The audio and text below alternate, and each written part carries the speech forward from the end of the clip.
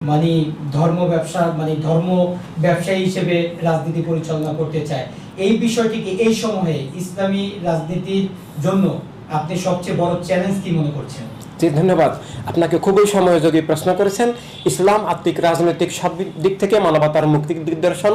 ইসলামের মালিক দয়াময় আল্লাহ তাআলার নাম রাব্বিল আলামিন, রাব্বিন নাস, মালিকিন নাস, ইলাহিন নাস, অর্থাৎ সব মানুষের জন্য আল্লাহ তাআলা রব। সব মানুষকে জীবন দিয়েছেন, জীবনের উপকরণ দিয়েছেন, জীবনের স্বাধীনতা দিয়েছেন এবং সেটা বাস্তবায়ন করেছেন আল্লাহ রাসূল সাল্লাল্লাহু আলাইহি সাল্লাম, যাকে আল্লাহ তাআলা নিজেই কোরআনুল কারীমে রাহমাতুল লিল আলামিন, অর্থাৎ সব মানুষ, সব ধর্মের, সব মতপথের, সব মানুষের জন্য নিরাপত্তা, অধিকার, স্বাধীনতা, কল্যাণের উৎস হিসাবে ঘোষণা করেছেন।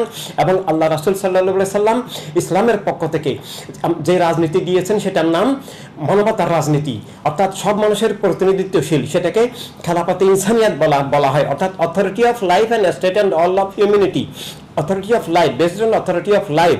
যে রাজনীতি হতে হলে সেটা জীবন নীতি হিসাবে আসতে হবে।